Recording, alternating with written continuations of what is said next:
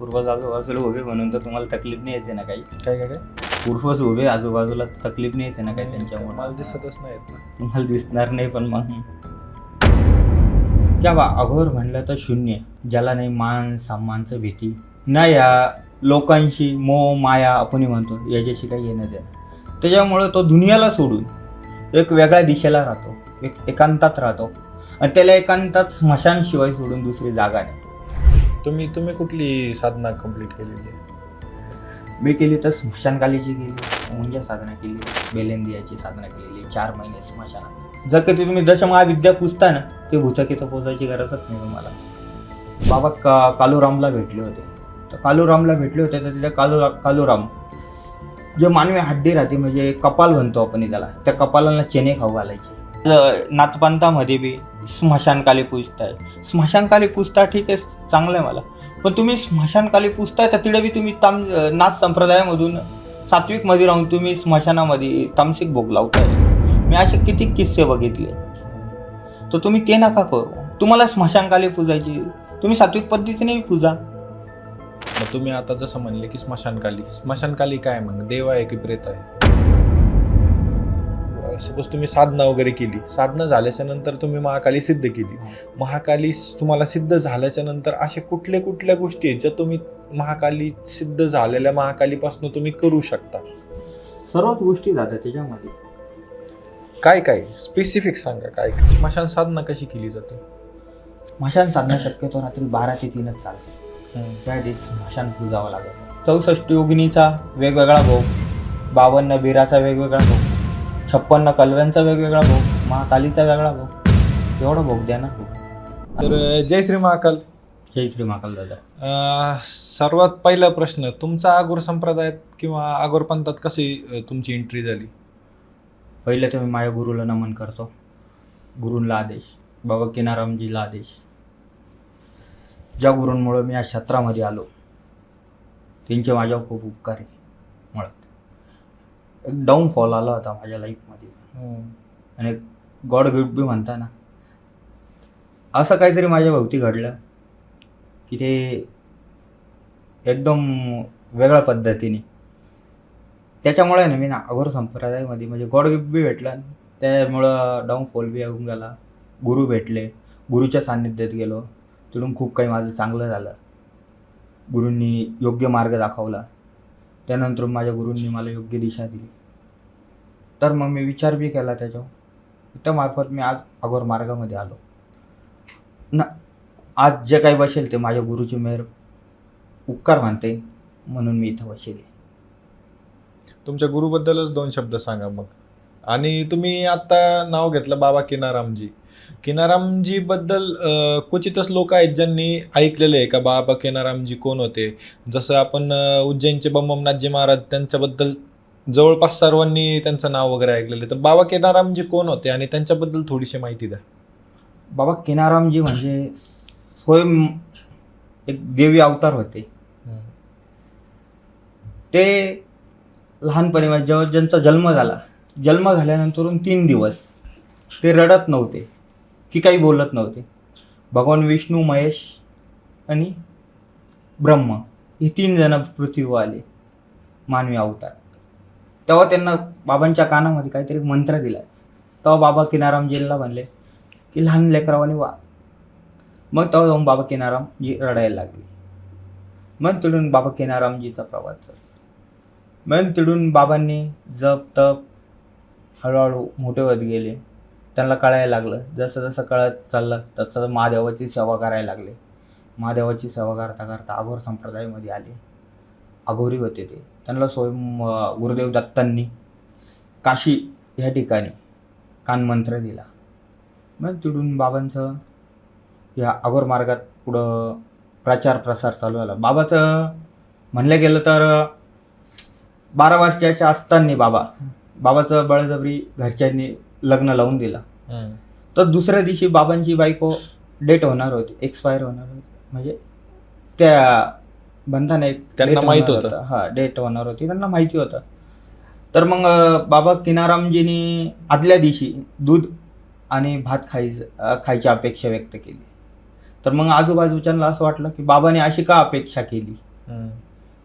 मग दुसऱ्या दिवशी जेव्हा बाबा केनारामजीची जी पत्नी होती, बायको, हम्म. ती एक्सपायर झाली. मग कळालं की बाबा केनाराम जीला कळून चुकलं होतं की आपली बायको डेट होणार आहे, त्याच्यामुळं त्यांना ती अपेक्षा हे केली. बाबा केनाराम तसे तर 170 आयु जगले. ते जेव्हा याला मणिकर्णिका घाटला होते तेव्हा बाबा केनाराम यांना बाबा कालूरामला भेटले होते. तर कालूरामला भेटले होते तर तिथे कालूराम जे मानवी हड्डी राहते म्हणजे कपाल म्हणतो आपण त्याला, त्या कपालाला चेने खाऊ घालायचे. अरे बापरे.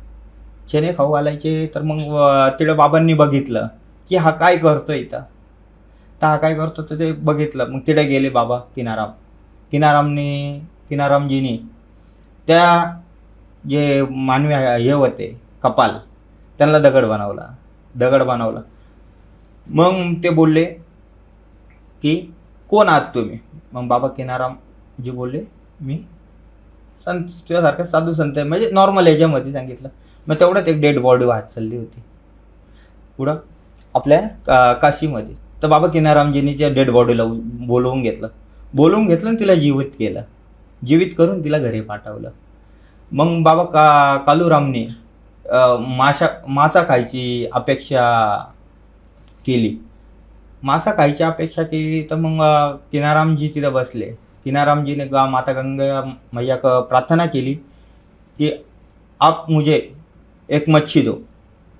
तर तिडून ती माशा स्वतःहून बाहेर आला आणि मग तो बाबा कालूरामजीला दिला खायला. याचे बाबा केनारामजीच्या असंख्य लीला आहे. किंवा याच्यामध्ये पण गिरनार परिक्रमामध्ये पण बाबा केनारामजीने भरपूर लीला केल्या. त्यांचं म्हणलं गेलं तर त्यांचं विषय थोडा वेगळा होता. तर मग आपण आता जसं बघतो की आगोरी म्हणजे सगळ्यात पहिले आपल्याला आठवण येते उज्जैनचे महाकाल किंवा मग स्मशान. ह्या दोन गोष्टीत काय तुम्ही साम्य सांगू शकता?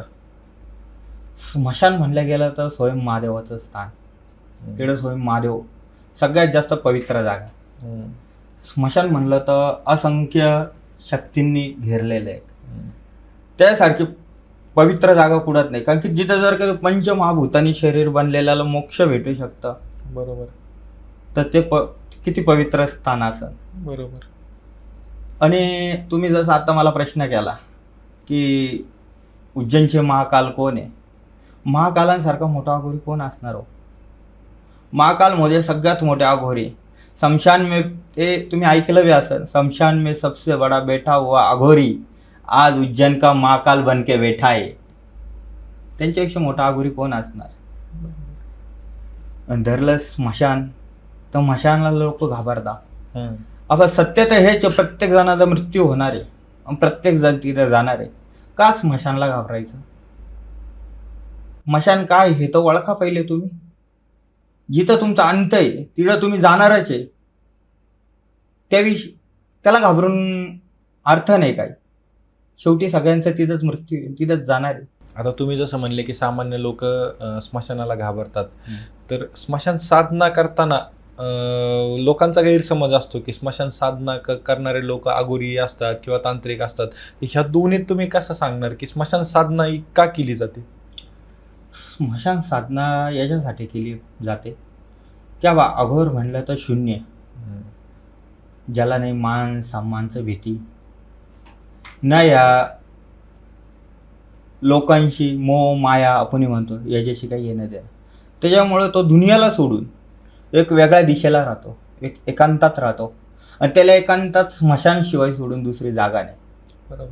आणि आत्ताच्या काळामध्ये काय झालं माहिती का दादा, तुम्हाला सांगितलं गेलं तर स्मशानात एखादा व्यक्ती बसतोय, तंत्र शिकतोय, तर त्याचा म्हणजे दृष्टिकोन वेगळा होतोय.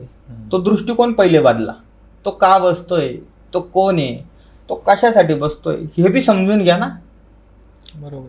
की स्मशानात बसणं प्रत्येकाचं काम बी नाही. तुम्ही तर जायला घाबरता तिथं मुळात. आता तो बसतोय तर त्याच्या मागं काहीतरी उद्दिष्ट असेल. तो काही चुकीचे थोडी कामं करतोय. हिंदू सनातन धर्मासाठीच आज जे बी करतोय ते करतोय. आणि स्मशानात बसायचं सगळ्यात मोठं कार्य तर तेच की वैराग्य. वैराग्याशिवाय काही नाही. वैराग्य मिळवण्यासाठी स्वतःच्या भगवंताला प्राप्त करण्यासाठी तो स्मशानासारखी पवित्र जागा त्याला मला नाही वाटत कुठं भेटन म्हणून. आणि जे गुरु परंपरेने चालत येईल तेच इथून पुढं बी चालणार. आणि मुळात मी आत्ताच्या आघोऱ्यांना तर एकच सांगेन, जे बी गुरुदीक्षा घेताय किंवा शिकताय तो प्रॉपर गुरुच्या सानिध्यात शिका. प्रॉपर चालणार तर सगळं व्यवस्थित होणार. तुम्ही असं कोणाच्याही भोंदूगिरींच्या मागं लागणार तर अधोगती कुठंतरी प्राप्त होणार. कुठंतरी तुम्हाला त्रास भोगावा लागेल, कुठंतरी परिवाराला त्रास देशाल. तर तुम्ही जो करशाल ते योग्य दिशेनेच करा, योग्य गुरु निवडून करा. स्मशान साधना म्हणजे काही लई मोठी क्रिया नाही. मी पहिलेही बोललो, आत्ता बी तेच बोलतो, प्रत्येकाला तिला जाणंच आहे. धरलं तर आता जसं आपण बघतो की स्मशान साधना, आपण ज्या टॉपिकवर आपण चर्चा करत आहोत, तर स्मशान साधना ही का केली जाते? स्मशान साधना का केली जाते? मुळात चांगला प्रश्न आहे. स्मशान साधना ह्यासाठी केली जाते की काही भगवंत राहतं.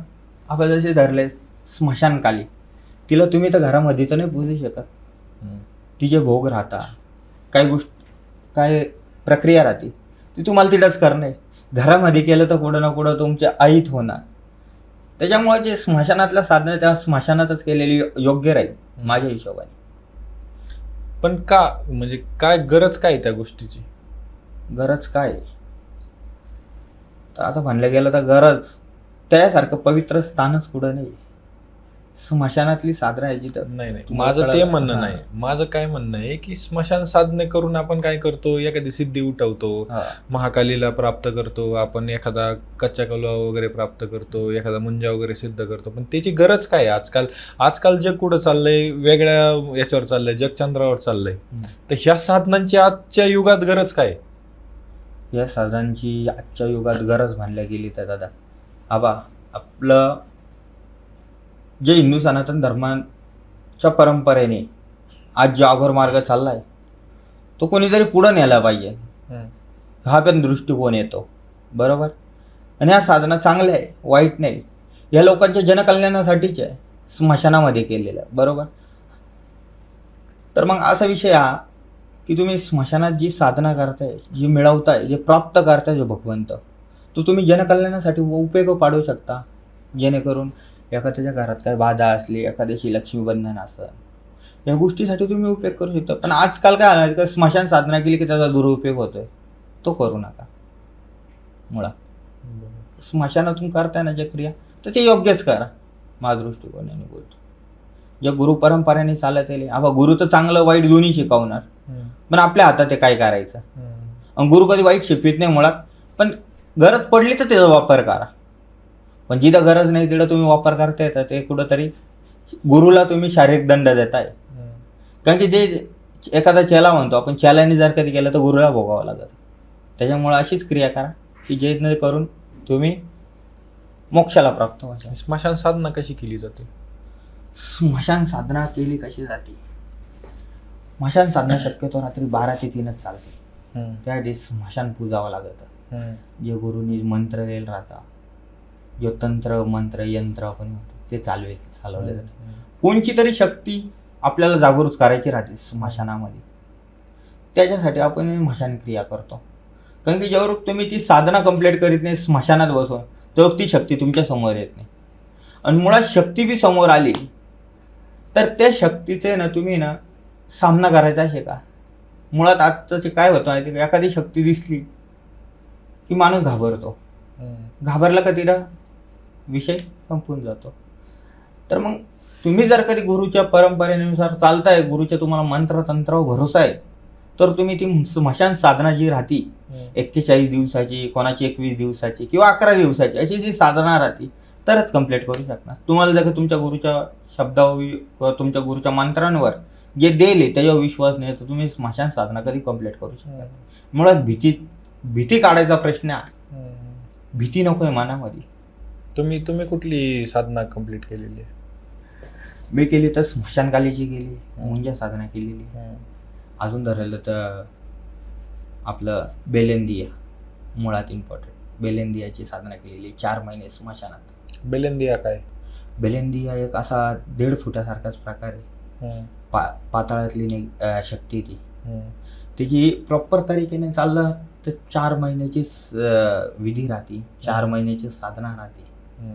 बेलेंदी अशी गोष्ट आहे ना की तिला तुम्ही एखादी गोष्ट जरी दाखवली ना, दुसऱ्या दिवशी ती तुमच्या घरी आणून ठेवू शकता.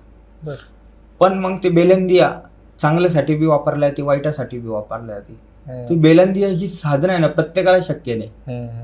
तर ती बेलेंदिया तुम्ही जी साधना करताय तर प्रत्येकाला ती साध्य होईन असं नाही, पण ज्याला बी होईन ना त्यानं त्याचा दुरुपयोग नका करू.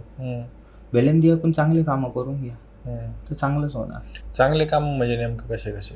चांगले कामं धरले तर हवा एखादा पीडित येतो आपल्याकडं, एखाद्याने त्याच्यावर काहीतरी तंत्र केलेलं असेल, किंवा एखाद्याला जमिनीचा प्रॉब्लेम असेल किंवा घरगुती प्रॉब्लेम असेल, बाहेरचे खूपच त्रास देत आहे, नाही ऐकते ते सगळे पर्याय करून थांबलो, किंवा कोर्टाचे काम आहे, कोर्टामध्ये खूप दिवसापासून 6 महिने झाले, वर्ष आले, 5 वर्ष आले, केस चालू आहे, ती मिटत नाही, त्याच्यासाठी तुम्ही त्याला उपयोगी पाडू शकता.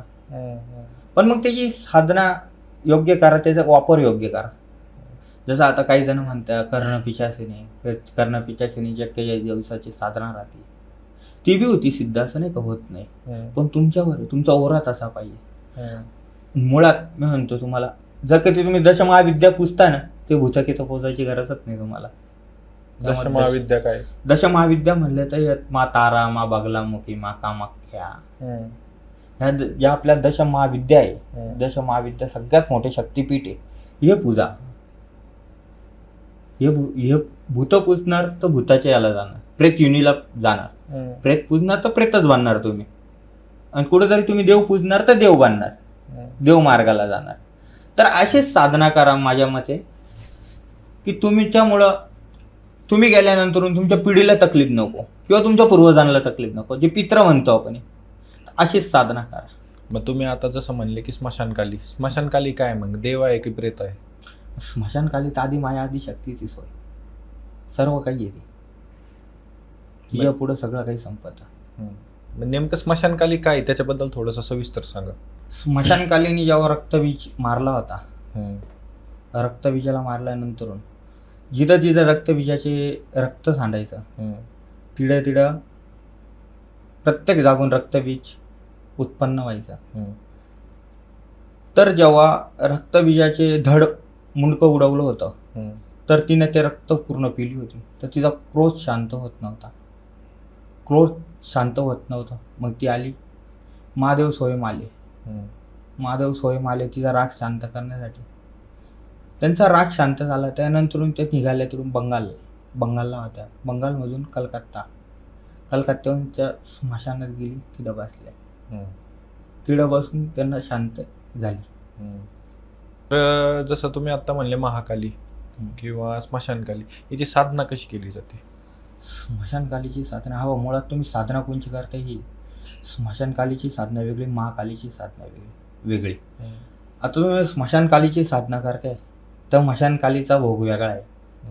आता स्मशानकालीमध्ये आताचे गुरु लोक काय करता माहिती का, सांगती नाही. आता तुम्ही स्मशानकाली पूजता तर स्मशानकालीच पूजा. तुम्ही त्याच्यासोबत आता 64 योगिनी, 56 कलवे, 52 बीर, तुम्ही सर्वांना भोग तर देऊ शकत नाही. तर मग गुरुच्या सानिध्यात शिकता तर गुरुला विचारा की गुरु तुम्ही आम्हाला जी दीक्षा देताय किंवा जो तंत्र शिकवतात, आज मला स्मशानकालीचं शिकायचं आहे किंवा मला कामाख्या शिकायची, हे वेगवेगळं पार्ट आहे बरोबर. स्मशानकालीचं जर कधी तुम्हाला शिकायचं ठरलं तर स्मशानकालीलाच प्राप्त करा. 52 भैरव किंवा 64 योगिनी किंवा 56 कलवे यांना सिद्ध नका करू, कारण की त्यांचा भोग देणं प्रत्येकाला अफेट नाही आत्ताच्या काळामध्ये, बरोबर. कारण की प्रत्येक 64 योगिनीचा वेगवेगळा भोग, 52 बीराचा वेगवेगळा भोग, 56 कलव्यांचा वेगवेगळा भोग, महाकालीचा वेगळा भोग, एवढा भोग देणार कुठे. आणि तंत्र आज गरिबांचा खेळ नाही राहिला जाता, मुळात बांधला गेला. तर तंत्राला जेवढं तुम्ही सोप्या भाषेत समजता ना तेवढं चांगलं आहे. आणि मुळात तंत्र हा प्रत्येकासाठी नाही बनेल, अघोर मार्ग हा प्रत्येकासाठी नाही बनेल. तुम्ही देवाची सेवा करू शकता, भक्ती करा, प्रत्येकजण तंत्रात ना काही. महाकालीची आणि स्मशानकालीची ह्या 2 साधनेत काय फरक आहे आणि त्या 2 साधना कशा केल्या जातात? महाकालीची आणि स्मशानकालीची. महाकालीची साधना ही सात्विक पद्धतीने केली जाते. सात्विक पद्धतीने म्हणलं गेलं तर आता त्याच्यामध्ये काही वेगळे भोग राहतात. जसे सात्विक पद्धतीने आपण त्याच्यामध्ये धरलं तर लवंग किंवा इलायची किंवा बत्ताशे बर्फी हे ठेवू शकतो. जसं स्मशानकाली आपण म्हणतो, स्मशानामध्ये मदिरा, मांस, मच्छी या गोष्टी चालतात. त्यामुळे पार्ट वेगवेगळा आहे. त्यामुळे तुम्ही साधना कोणची करते आहे हे पहिले बघा. दोन्हीचे पार्ट वेगवेगळे, दोन्ही वेगवेगळं ठेवा. ही साधना केल्याच्या नंतर काय कुठली शक्ती प्राप्त होती साधकाला? स्मशानकाली स्वतः साक्षात दर्शन देते दादा. हा, पण मग नेमकं साधकाला त्याच्यापासून काय काय कुठली शक्ती अशी आहे की जी प्राप्त होती? म्हणजे अशा कुठल्या गोष्टी आहेत का जो स्मशानकालीची साधना केल्याच्या नंतर, स्मशानकाली प्राप्त झाल्याच्या नंतर कुठल्या शक्त्या अशा प्राप्त होतात आपल्याला? स्मशानकाली जर कधी तुम्ही साधनेमध्ये प्राप्त केली तर तुमचा इष्ट चांगला आहे, तुमचं कुलदैवत चांगलं आहे. मेन कुलदैवत राहतं. कुलदैवत जेव्हा स्ट्रॉंग नाही तेव्हा तुम्ही स्मशानकालीच्या साधनेमध्ये यश कधी मिळवू नाही शकत. ज्या दिवशी तुम्ही स्मशानकालीला स्वतः साक्षात साधना म्हणजे साधना काहीतरी मिळवणं. सपोज तुम्ही साधना वगैरे केली, साधना झाल्याच्या नंतर तुम्ही महाकाली सिद्ध केली, महाकाली तुम्हाला सिद्ध झाल्याच्या नंतर अशा कुठल्या गोष्टी आहेत ज्या तुम्ही महाकाली सिद्ध झालेल्या महाकालीपासून तुम्ही करू शकता? सर्वच गोष्टी जातात त्याच्यामध्ये. काय स्पेसिफिक सांगा. काय स्पेसिफिक सांगितलं गेलं तर कुणी ना जसा डॉक्टरकडे एखादा पेशंट जातं, प्रत्येकाचा विलाज हा वेगवेगळ्या पद्धतीने केला जातो. बरोबर, प्रत्येकाचा पार्ट हा वेगवेगळा राहतो. आता काहींचा मासिक बोललो बी मी तसा, काहींचं आता लक्ष्मीबंधन राहतं. बरोबर, कोणी केलेलं राहतं, घरामध्ये प्रॉब्लेम राहते, नवरा बायकोमध्ये भांडणं चालतात. बरोबर, ह्या गोष्टीसुद्धा तुम्ही एकत्र करू शकता. आता हे जे सिद्धी वगैरे ज्या पण आहेत त्यात आपल्या ज्या गोष्टी डिस्कस झाल्या, तर ह्या सिद्धी एका सामान्य माणसाने केल्या पाहिजे का? सामान्य माणसाने केल्या पाहिजे का? सामान्य माणसाने केलं तर चांगलंच आहे, काय हरकत नाही. पण मुळात आहे ना, प्रत्येकजण आघोरी नका बनव. मी म्हशी बी तुम्हाला तेच सांगितलं, प्रत्येकसाठी आघोर मार्ग नाही आहे दादा. अघोर तुम्हाला करायची साधना करा, जप करा घरामध्ये बसून. सात्विक पद्धतीने तुमचं थोडंफार पूजापाठ चालू द्या. तर तंत्र बोलतो ना आपण, तंत्र म्हणजे जे शरीराने केलेलं आहे, प्रत्येक गोष्टी तंत्राची एक प्रकारच्या. बरोबर, दिवा लावणं, अगरबत्ती करणं हे तंत्राचाच भाग आहे. तुम्ही घरामध्ये राहून पूजापाठ करू शकता. तुम्हाला आघोरी बनायची काही गरज नाही मॅम. आणि बनताय तर चांगलं, मग प्रॉपर बना, व्यवस्थित बना, व्यवस्थित गुरु, व्यवस्थित मार्गाला जा, योग्य गुरु निवडा, योग्य गुरुच्या मार्गदर्शनाखाली करा साधना कोणची. यूट्यूबला पाहून किंवा सोशल मीडियाला पाहून, सोशल मीडिया चांगलं बी वाईट बी, सोशल मीडियाला पाहून तुम्ही कोणची साधना घरामध्ये करू नका. एक शेवटचा प्रश्न विचारतो तुम्हाला. जसं आता आपल्या चर्चेत जी गोष्ट आली की भूत खेत 1.25 लाख भूतावली, 64 योगिनी, बीर वगैरे, हे सगळ्या गोष्टी ज्या आहेत त्या गुरु गोरक्षनाथांनी आणि जे दादा गुरु मच्छिंद्रनाथ आहेत त्यांनी हे सगळ्या गोष्टी सिद्ध केलेल्या आहेत. 64 भूतावली इन जनरल पाहायला गेलं तर आपण त्यांना बोलता त्यांच्या मंत्र उच्चारणातच आहे की 64 योगिनी 1.25 लाख भूतावली के राजा कहाव, म्हणजे दादा गुरु मच्छिंद्रनाथ. तर आघोर संप्रदाय म्हणजे आघोर मार्ग आणि नाथ संप्रदाय ह्या दोन्हीतला तुम्ही कसा साम्य सांगू शकता? साम्य सांगितलं गेलं तर नाथ संप्रदाय पूर्ण सात्विक पद्धतीने दादा, आणि आघोर मार्ग हा तामसिक आहे कुठंतरी. तर आजकालचे गुरु लोक हे पण करताय की एखाद्याला दीक्षा दिली तर आघोर आणि नाथ संप्रदाय हे दोन्ही मिक्स घालताय. कुठंतरी सात्विक बनलं तर तामसिक तुम्हाला सोडणं आहे, तामसिक केलं तर सात्विक सोडणं आहे. त्या दोन्ही गोष्टी जर कधी तुम्ही एकत्र आणताय तर कुठंतरी क्रॉस कनेक्शन होत आहे. ते येणं ना काय होतं का साधकाला हानी पोचते. त्याच्यामुळं असं कार्य करा की तुम्ही एकच काहीतरी घेऊन चाला, एक तर तुम्ही तामसिक व्हा नाही तर सात्विक व्हा. आणि जसं धरला आता नाथ संप्रदाय बनलं तर नाथ संप्रदाय सरळ आणि सोप्पा मार्ग आहे सर, खरं मानलं गेलं तर हा पूर्ण सात्विक पद्धतीने. आणि जसा आता अघोर मार्ग धरला तर अघोर मार्ग हा तामसिक आहे. इथं तामसिक मांस मदिरा याचं सेवन साधकालाही करावं लागतं आणि समोर भोग बी द्यावा लागतो. कारण की अघोर मार्गामध्ये मांस मदिरा घेतल्याशिवाय कार्य होत नाही. कारण की शक्त्यांना भोग द्यावा लागतो, आपल्याला हे घेण्याचे. आणि तसं तुम्ही जर कधी सात्विकमध्ये धरला तर सात्विकमध्ये या गोष्टी सोडावं लागत आहे. मग तुमच्यावर जर कधी तुम्ही जर कधी आघोरमध्ये शिरला तर आघोरच करा, सात्विकमध्ये शिरता तर सात्विकच करा. कुठंतरी स्वतःच्या पिढीला, पितरांना किंवा येणाऱ्या पिढीला संकटात नका टाकू. बरोबर. हेच योग्य मार्ग देईन मी. ते योग्य गुरु निवडा. आज नाथपंथामध्ये बी स्मशानकाली पूजताय. स्मशानकाली पूजता ठीक आहे, चांगलं आहे मला. पण तुम्ही स्मशानकाली पूजताय तर तिथे बी तुम्ही नाथ संप्रदायामधून सात्विकमध्ये राहून तुम्ही स्मशानामध्ये तामसिक भोग लावताय. मी असे किती किस्से बघितले. तर तुम्ही ते नका करू. तुम्हाला स्मशानकाली पूजायची, तुम्ही सात्विक पद्धतीने पूजा. मुळात जर कधी तुम्हाला शिकायचंच आहे तर मग 2 पार्ट वेगवेगळे ठेवले तर अतिउत्तम होईल. बरोबर. नाही तर मग महाकाली पूजा, हे सांगेन. तर ठीक आहे. धन्यवाद तुमचं, तुम्ही आम्हाला वेळ दिल्याबद्दल. जय श्री महाकाल, जय किनाराम.